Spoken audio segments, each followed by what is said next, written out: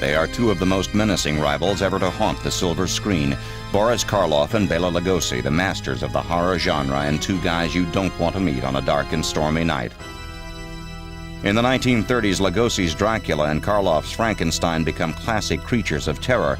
Each role makes its actor a star and provokes a rivalry which will last their entire careers, on screen and off.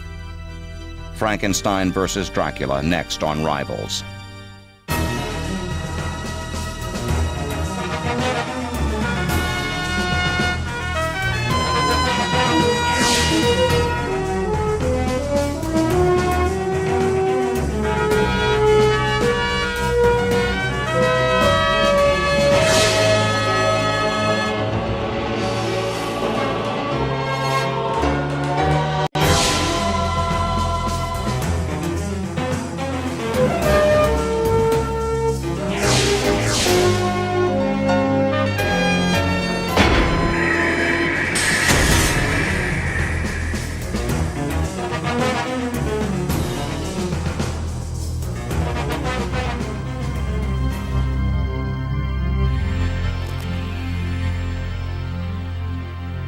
Good evening.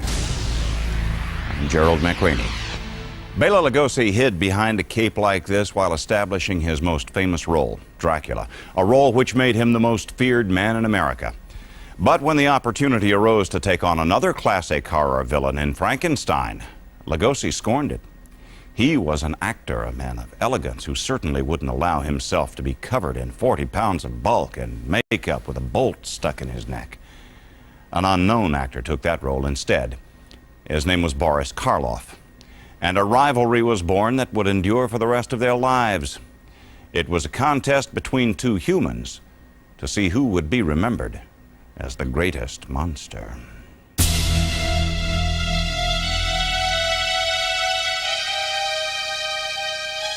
The roots of the rivalry between Boris Karloff and Bela Lugosi begin in the shadow of Dracula's castle. It's 1882, nearly 20 years since the end of the American Civil War. A baby boy named Bela Blasco is born in Lugos, Hungary, mere miles from where the legendary Transylvanian Count once lived. People in the town believe in vampires, those evil creatures who need human blood to stay alive.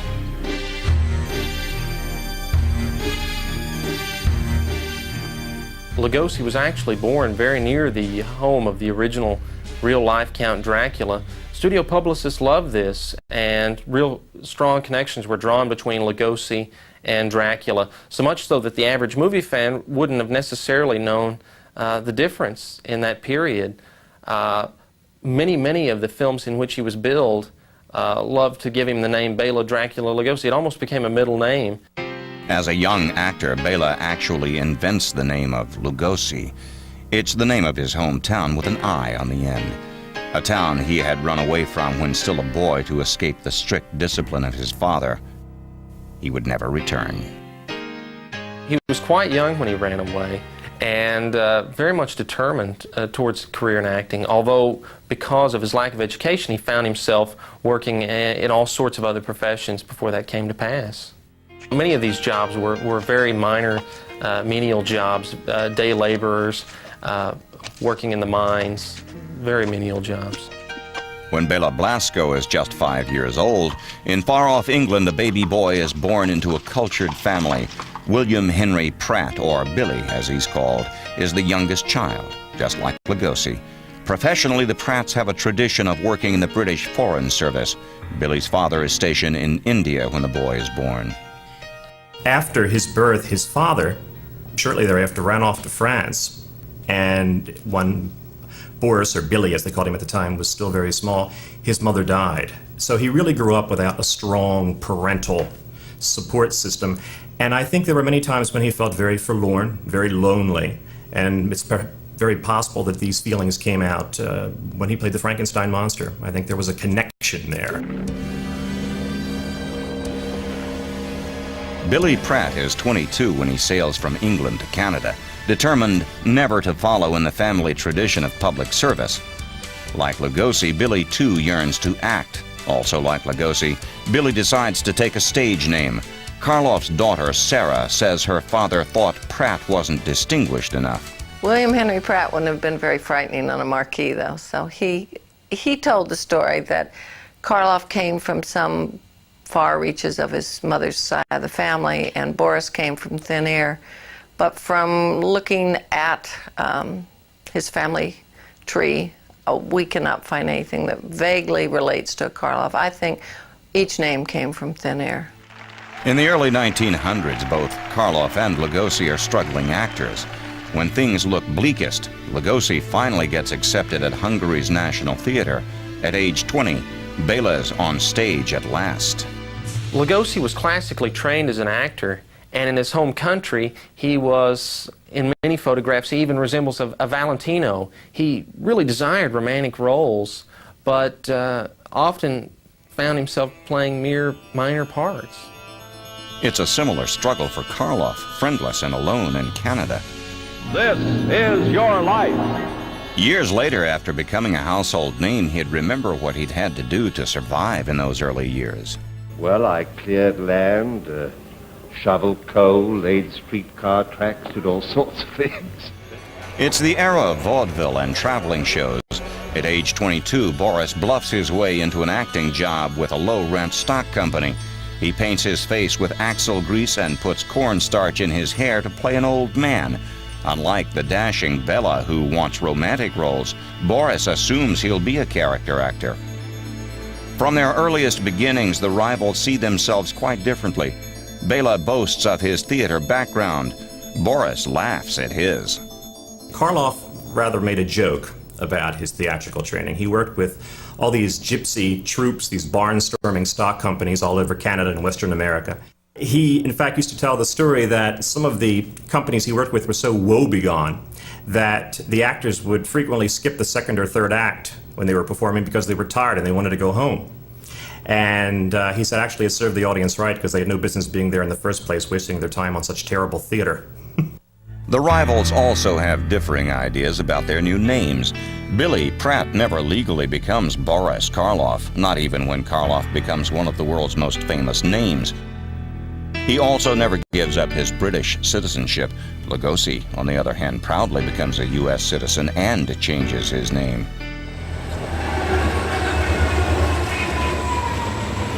By the 1920s, all roads and rails lead actors to Hollywood. Stage work is bread and butter, but Tinseltown is prime rib. Both Bela and Boris find their separate ways to the movie capital of the world. But Hollywood is a glamorous place populated by pretty people. Will the mysterious Hungarian and the craggy Englishman fit in? Neither Bela nor Boris looks the part of the typical leading man. But there's been a hole in horror films ever since the death of Lon Chaney, the man of 1,000 faces, in 1930. These are lean times in America. Sure, there's champagne and swimming pools in Hollywood, but there's little besides lint in the pockets of most people everywhere else. Darkened movie theaters offer the only escape, and a good horror movie is just the ticket. This is Dracula, the original terrifying story of a maniac and a man who lived after death, lived on human blood. And in 1931, the horror film to see is Dracula, starring Bela Lugosi.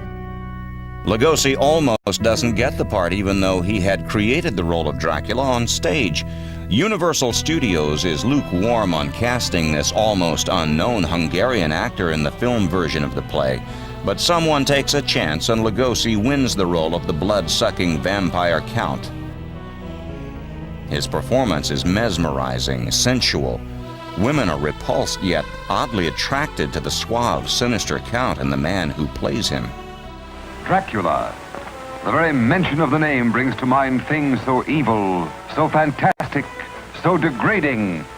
You wonder if it isn't all a dream, a nightmare. And Dracula is Bela's dream come true.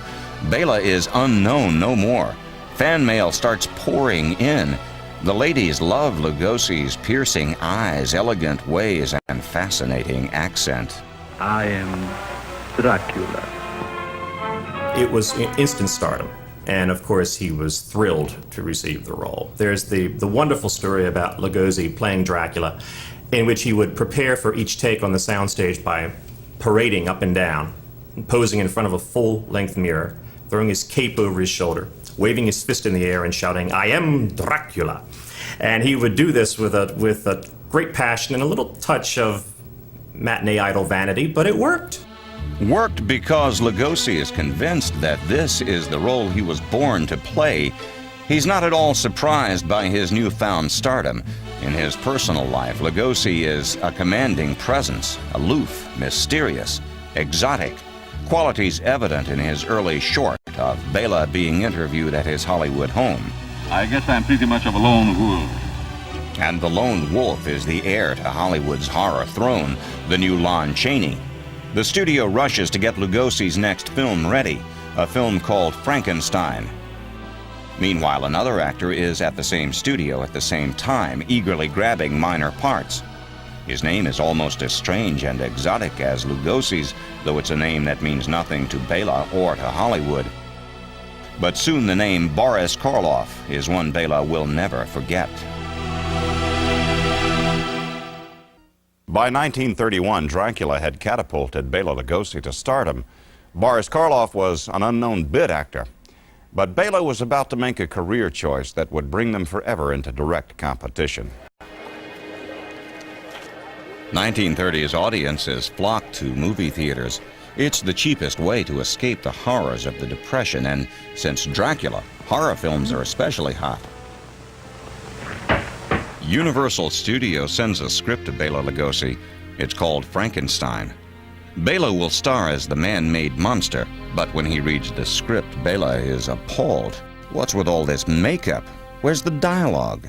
Despite what the studio may have felt about the Frankenstein monster role, Lugosi believed that it required no talent, that it was just a bunch of meaningless grunts and groans, that he didn't wish to be buried under all the makeup, and that as a very much an overnight star, that he shouldn't be relegated to playing that kind of a role. But before announcing his decision, Bela appeases the studio by enduring a screen test as the monster, a test lost long ago. Lugosi calls the lengthy makeup session a real horror, and he wonders how fans will recognize him in this monster getup. Bela begins thinking of ways to get out of playing the part. He even considers getting a doctor's excuse, certain that his personal physician will say that the role is too stressful. Bela never has to go that far. He offends studio management by flatly turning the part down. It's a decision that will haunt Lugosi for the rest of his life. The search is on for another actor to play the monster, and he's found in no time. His name is Boris Karloff.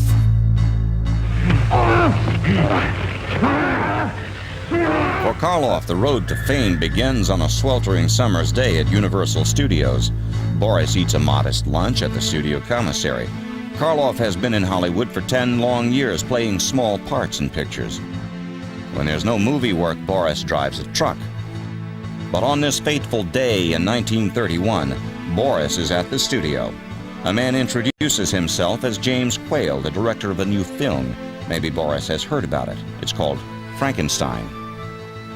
As he said, that day was dressed in his best suit and looking his best, and James Quayle said that he had an interesting face. He'd like to test him for a role, and my father was a bit disappointed when he discovered that his best suit and his handsome face was not the reason he was being tested.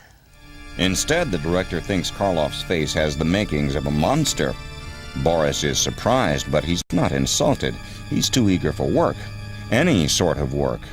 I don't think my father's career was such that he would have come to Quayle's attention prior to that meeting in the commissary. But Frankenstein was my father's 81st film, so he had waited a long time to be discovered in the commissary. But nabbing the role Bela discards is more tedious than triumphant for Boris. Karloff's transformation from man to monster begins at 4 a.m. when he has to report to makeup. For the next 5 hours, Boris must sit perfectly still. And when the day's shooting ends, it's another 2 hours dismantling the makeup. Not only was the makeup dangerous and heavy and uncomfortable and tedious, but the wardrobe was very, very heavy also, and he slopped around in big boots and heavy clothing under lights, and it was very, very arduous. He lost, I think, about 30 pounds, and he never was a heavy set to begin with. So Karloff may well wonder if Bela Lugosi is right. What's the point of playing a mute, deformed monster? Boris could be enduring this agony for nothing. Early in production, he came around the corner of a soundstage one day. He was taking a walk to escape the heat, and a studio secretary came from the other direction. And Karloff looked down at the secretary and smiled, and she looked up at him and fainted. So under those conditions, the studio ordered that if he was going to walk around outside anymore, he would have to wear a veil over his head. When Lugosi hears what this Karloff fellow is going through, the hours, the heat, the heavy makeup, he's even more convinced that he was right to turn down the part. But when the movie is released, Bela gets the shock of his life. Frankenstein is a monster hit. It's alive! It's alive! It's alive! It's alive! And Karloff's career is alive. Boris never has to drive a truck again. He's a star. And ironically, just as Bela is born to be Dracula, Boris is born to be the misunderstood monster. No, I think he identified with the monster very much. I think that he felt the same pain, the same abandonment, the same loneliness that the monster did, and I think that's part of what made the performance so timeless. Bela Lugosi is in shock. He's handed over the role of a lifetime to the man who will become his most intense rival. He often cited it as his greatest mistake, and because of that, he even referred to Karloff as his own Frankenstein monster, that he had created his own horrible monster by turning down the role that created a rival. The film Lugosi makes instead of Frankenstein flops by comparison, taking his career nowhere. Equally shocking to Bela is Karloff's personal popularity with everyone from fans to studio moguls. Lugosi found adversity on a couple of fronts.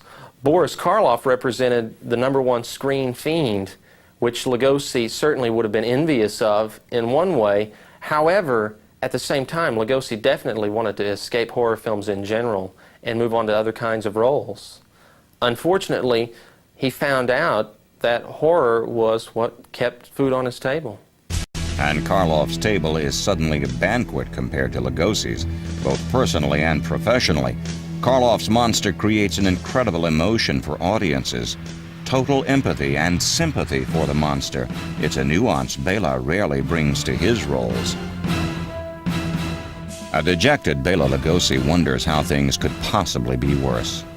Bela will soon find out. With the amazing success of Bela's Dracula and now Boris Frankenstein, Universal Studios is at the top of the horror heap. In 1932, the studio sets up a publicity stunt starring its two titans of terror. It's the first official meeting between Karloff and Lugosi. Cameras click as the new rivals stiffly greet one another for the first time.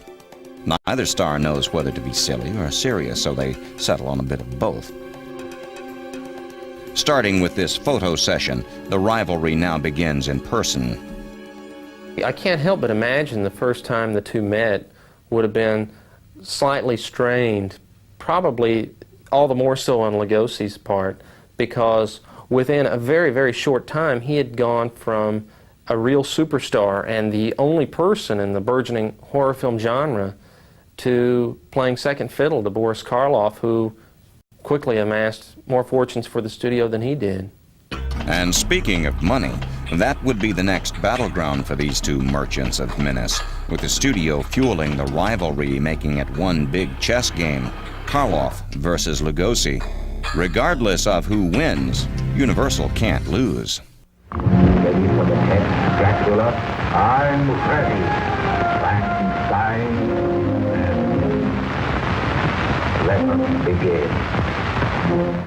The studio had this twosome at their beck and call, and it was certainly a money-making venture to promote a rivalry. I don't know to promote animosity, but I think that came later, and supposition on the part of people that there must be animosity, since Bela had some difficulties and my father was fortunate enough not to. But I think the rivalry is of studio making. And soon the studio is making new trouble for Bela. Not only has Lugosi lost his throne, but now another insult emerges. Karloff gets a star contract making twice as much money as Lugosi. The rivalry intensifies as plum parts are dangled over the heads of both rivals, playing one off the other. Just as Lugosi gets top billing in White Zombie, Karloff stars in The Mummy. The Mummy. Is it dead or alive? And what could be better box office than playing one off the other in the same film? That's just what happens in The Black Cat in 1934, the first teaming of the rivals. The film about a deranged devil worshipper and his nemesis, a doctor. Boris is the devil worshipper, Bela is the doctor. Karloff and Lugosi show up together for a publicity stunt to audition black cats for the film. Bela Lugosi and Boris Karloff, then and now the delight of countless horror movie fans, presided over a cat show, a black cat show. What else? Bela probably feels like baring his claws and fangs to Karloff, who takes top billing over Lugosi in this film and every other film the rivals are in together. There was a tension on the set. Bela Lugosi was by nature a very dominating man. And in The Black Cat, he had to take billing below Karloff. In fact, Karloff was billed by simply his last name, Karloff. And the billing would read Karloff and Bela Lugosi. And Lugosi was resentful of this, and he was a little resentful too, and a little suspicious and a little scared because Karloff was such an incredibly charming man. And finally, one day, he became somewhat fed up with the whole thing, and he decided he was going to dominate the conversation. And he told everybody that, by the way, did you know that when I was in Hungary, I used to be a hangman? Well, it got the desired effect. Everybody stopped talking and let Bela tell his hangman story. I don't think anybody believed it, but they indulged him and let him talk about his days as a hangman, and he got everybody's attention, and he went home happy that day. Along with bigger billing and bigger bucks, Boris has the flashier part in what becomes a hit film. But Bela gets revenge in a final scene Lugosi thoroughly enjoys. There's an incredibly Baroque climax to The Black Cat in which Karloff is overwhelmed by Lugosi and he's put on a rack. Lugosi strips off his shirt, he takes a surgical instrument, and he says, "Did you ever see an animal skinned?" And he proceeds to skin Karloff alive. I think that whatever resentment was boiling up in Bela during the filming of The Black Cat, he certainly had a chance to get it all out there, and it's an unforgettable scene. He really plays it with incredible ferocity, and it's wild to behold. 1 year later, the bad boys of the back lot are back in their next film, The Raven. Lugosi plays one of his many mad scientist roles, and once again he takes great pleasure in disfiguring Karloff's character in the film, a gangster. Karloff is originally set to play the scientist, but he dislikes the part, so he and Lugosi switch. Bela gratefully inherits what's intended as the lead, assuming he'll now triumph over his rival. Instead, it's a bad break for Bela. The film mixes shocking elements of lust, torture, and twisted acts of revenge. It's simply too much for most audiences. And it's definitely too much for the entire country of Great Britain, which enacts a ban on the mostly American horror films. It's enough to make Bela want to scream himself. He wonders if Boris isn't out to get him. How else to explain Karloff handing off the starring role in a doomed picture? But Boris isn't being evil to Bela. It's just that good fortune seems to be following Karloff. I think Lugosi resented Karloff's luck, is what it was. And I think that if Karloff were here on this show, that was what he would say. He always said, I had jolly good luck. And he did in many ways. And it seemed that luck went out of its way to be unkind to Bela Lugosi. And after Frankenstein, luck seemed to go out of its way to be kind to Boris Karloff. The two rivals have now made 2 films together, but they never socialized together. Lugosi very much found himself centered on the Hungarian culture he was a part of. He enjoyed spending time with his Hungarian friends, eating Hungarian food, being immersed in that culture. Karloff, on the other hand, seems to have preferred tea time, playing cricket, and far different backgrounds to have ever really become close friends. Both love a particular sport, but naturally totally different sports. With Karloff, it's the gentleman's game of cricket, while Bela loves the rough and tumble world of soccer. Bela even sponsors an all-Hungarian team. And there's yet another key difference between the rivals, the way each handles money. Unlike Karloff, who apparently was somewhat careful with his money, Lugosi believed that there might not be a tomorrow. He had a tendency to let money run right through his fingers. The fine wines, the wonderful foods, the music, the parties that would often go into the night, his Hungarian friends, the money that Lugosi made left him almost as quickly. When Karloff begins making money, an older brother warns him to put away every farthing, old boy, because this can't last forever. Karloff's cautiousness with cash may come from that advice. It helps Boris prosper during the dry spell in horror films caused by the British ban. Lugosi gets no such advice, but Bela probably wouldn't listen anyway. Bela lives large and sees nothing but good times ahead. Certainly, when any actor or friend approached Lugosi and he had the money to spare, he certainly would pass along what he could to help out other actors, other musicians, other artists, and he felt an obligation to do so. Lugosi was generous to a fault, and unfortunately, when he needed help, there wasn't that many people around to offer it. But the most obvious difference between the two rivals is what could be called a war of words. Karloff speaks the king's English. I leave my secret with you. It is all there. More power than man has ever possessed. But for Lugosi, the English language is a foreign language and always will be. I'm studying now American slang.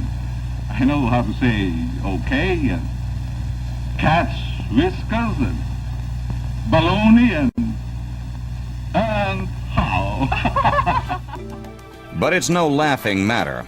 Lugosi's lack of English skills is a nail in the coffin of his career, and no one knows that better than his rival, Boris Karloff.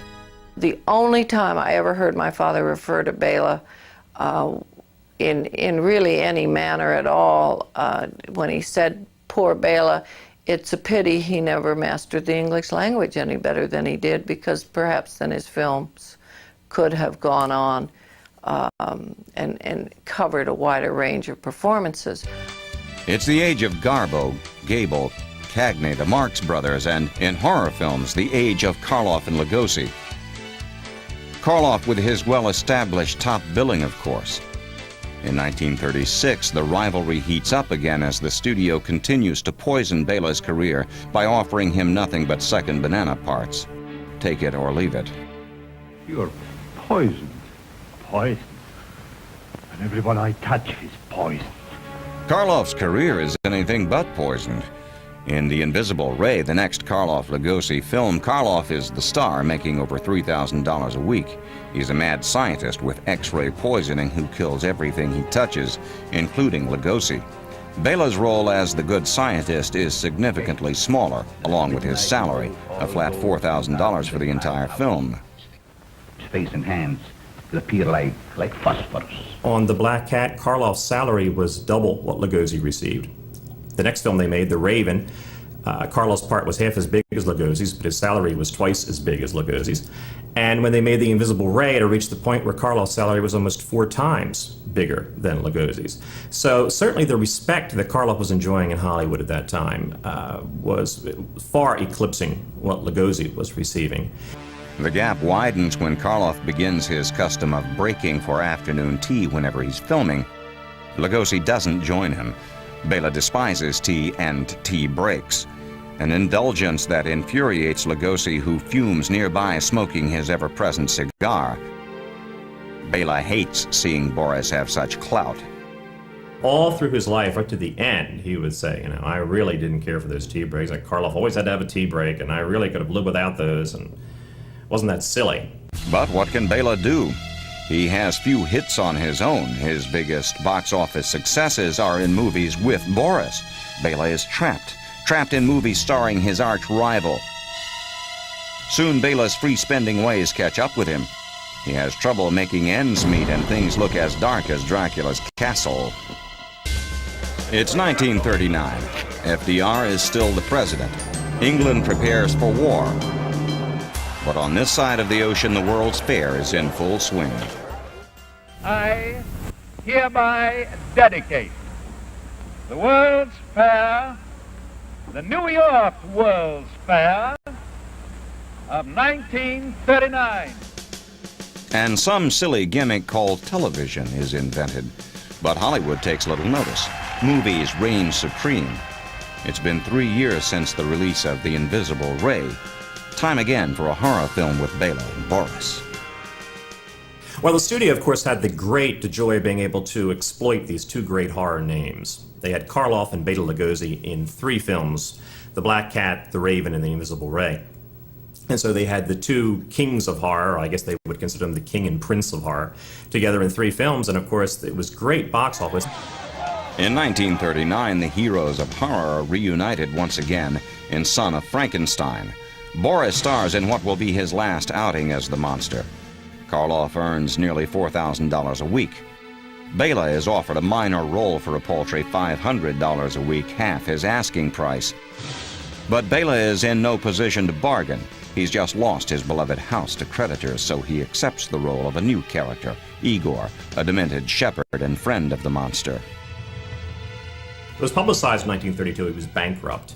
It was publicized after he got married in 1933 that he had $700 in back rent, to where he had been living the previous year. And when the studio knew that you needed the money, they had no mercy. None. Lugosi's role in Son of Frankenstein is nothing more than a way to capitalize on having both rivals in the same film at the same time. And the studio wants Bela to work only a week or so to further keep costs down. But Bela has a trick up his cape. No, he won't make as much money as Boris, but maybe Bela can upstage his rival. For the film Son of Frankenstein, Lugosi actually used quite a bit of makeup as Igor, a role he created. And while the role started as a rather small one in the film, it grew and grew, and actually many people believe he steals the film away from Karloff, and that he nabs his own fair amount of sympathy, and that most of the attention draws towards him. It's a lesson well learned from the original Frankenstein. If makeup is the game, Bela will beat Boris at it. He's got the beard, he's got the shaggy wig, he's got the broken neck, he speaks in that raspy voice. And it is a splendid performance. And he and Karloff in that film are two of the, I think, the most endearing misfits in film history, the Frankenstein monster and the broken-necked Igor. And they work wonders. Brilliant performances, wonderful chemistry between the two of them throughout that film. Bela takes a nothing part for nothing money and turns it into a triumph, equaling the score with his old rival. And the two are equal in another interesting way in their personal lives. Both Bela and Boris have newborn children. Bela has a boy and Boris a baby girl. The kids help break the ice as the rivals joke that their children will grow up and get married one day. But the laughs don't last for long. The rivals are headed for a major meltdown on the final film they'll make for Universal, 1940's Black Friday.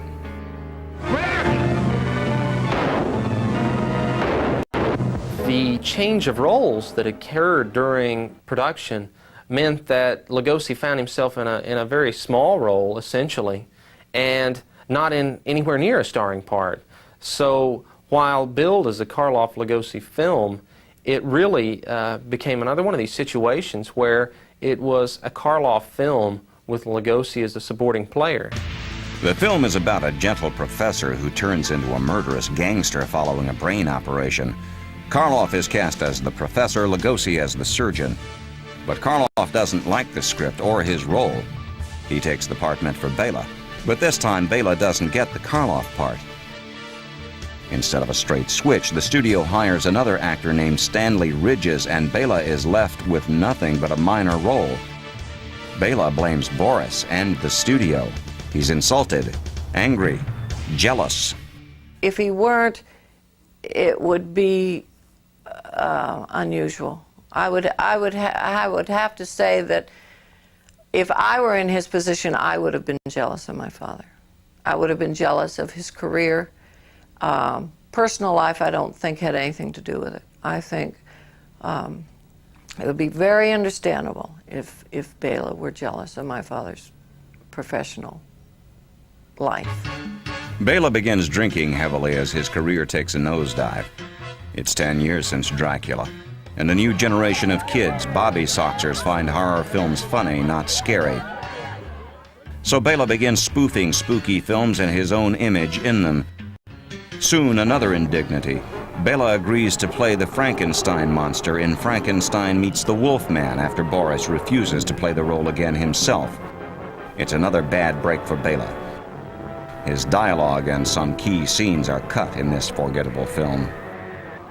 You really get the impression that Lugosi, with the Frankenstein monster, had meddled in a part that perhaps he should have left alone. It just seemed to have a curse on him in 1931. It seemed to have a curse on him again in 1943, and it just was bad. But there's no curse on Karloff. Boris is wowing audiences in a part written especially for him on Broadway. The play is Arsenic and Old Lace. It was one of the greatest hits in the history of the American theater. And Karloff played the homicidal maniac who explains that he killed somebody. Somebody asked him, "Why did you kill that man?" And he says, "I killed him because he said I looked like Boris Karloff." And of course, the theater would go wild when he said that line. Lugosi later takes the very same part when his rival drops out of the national tour. In some cities where Arsenic and Lace was making a return visit, the play did better with Lugosi in the cast than it had with Karloff.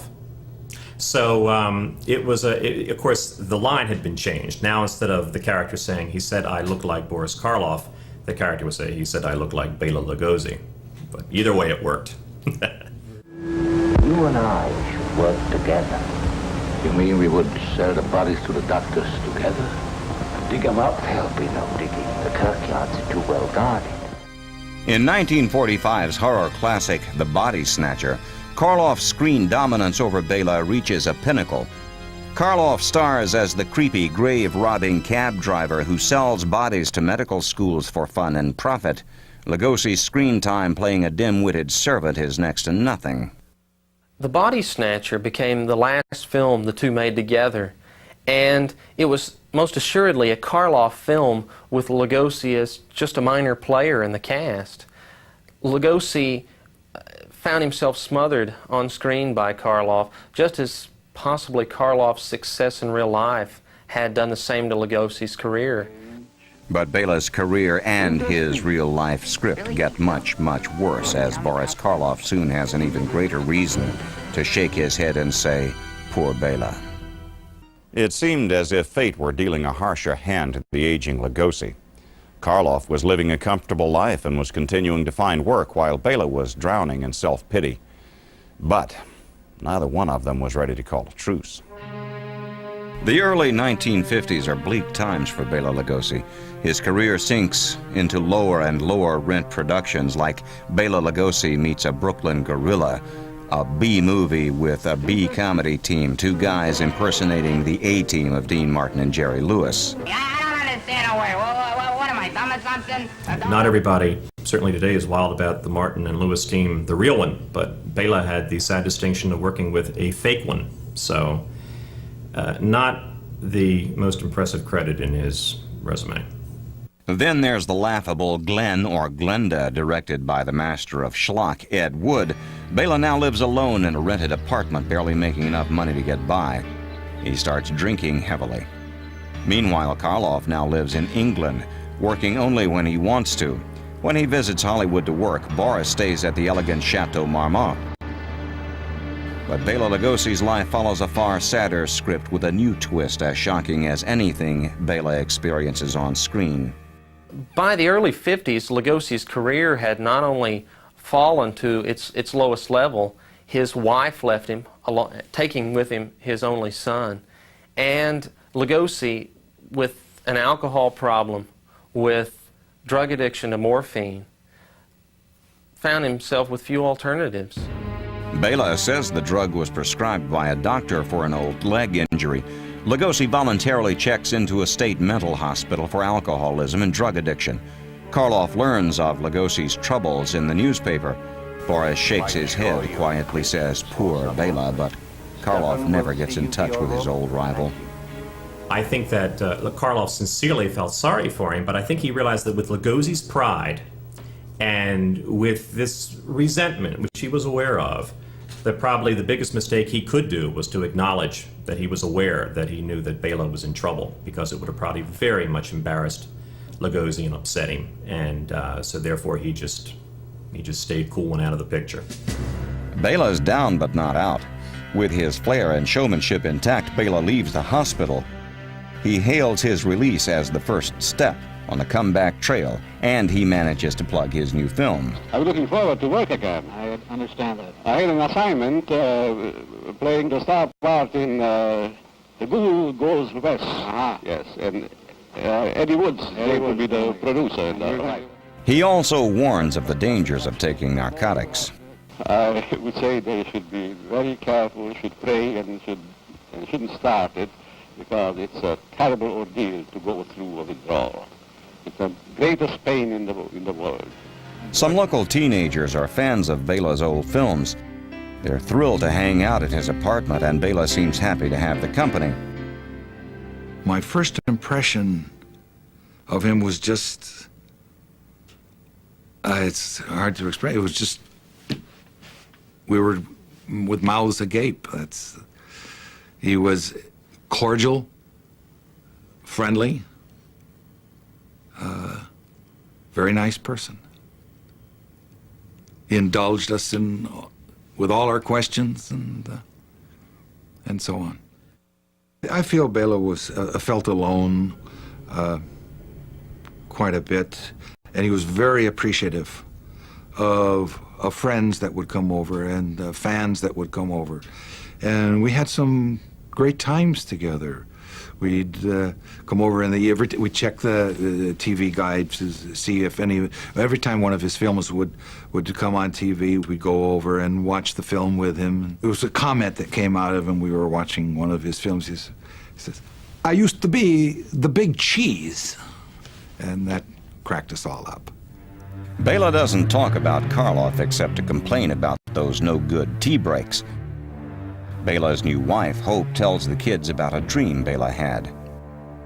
He woke up in the middle of the night and started to get dressed, and it woke Hope up also, and he said, "Bela, where are you going? What are you doing?" And he says, "I've got to get dressed. Karloff is waiting for me in the living room." And apparently he had been dreaming about Karloff, and it just became realistic to him. And then Hope calmed him down, got him back into bed. A few days later, in 1956, Bela Lugosi plays his final death scene. For real. He dies at home at the age of 73. Lugosi had just begun shooting the movie generally considered one of the worst films ever made, Plan 9 from Outer Space, directed by Ed Wood. Wood completes the movie using his wife's chiropractor as Lugosi's double. Lugosi's son and wife decide that Bela would like to be buried in his Dracula cape. I think a lot of audiences today realize that he had an incredibly strong screen presence. He was one of the darkest personalities ever in the cinema. And he was uniquely his own. So many other actors today and then tend to blend into one another, and they don't have as many unique qualities as Lugosi did and still does. 1 year after Bela's death, Boris Karloff appears on This Is Your Life. One of the surprise guests is the artist who created the monster's makeup for Frankenstein. He presents Boris with 2 electrodes, the ones he used to carefully apply to Karloff's neck, the ones that left small permanent scars for years and years. Connect electricity. I order you to open this door. Just like Lugosi, Karloff works till the end of his life, sharing stage and screen with a new generation of actors. I'm sorry, sir, but surely I made enough noise to awaken the dead. New actors, but none like his old rival. Ready for the next Dracula? I'm ready. Frankenstein. Many times when you think of the image of Karloff, he's there with Lugosi. I mean, Lugosi, he's there with Karloff. And certainly they inspired each other. They brought out the best in each other. There was just enough competition between them that they sparked each other. Karloff's end And credits roll in 1969 when he dies in England at the age of 82. If they could come back and see the incredible popularity of their films today, I think they would get a kick out of the fact that they're considered rivals. I think they'd have great affection for each other, but they would say, well, this rivalry is a healthy thing. When Lugosi died, he left the world fearing that he had been forgotten. Before Karloff died 13 years later, he had the glory of seeing himself on the cover of Time magazine, proclaimed as the king of horror films.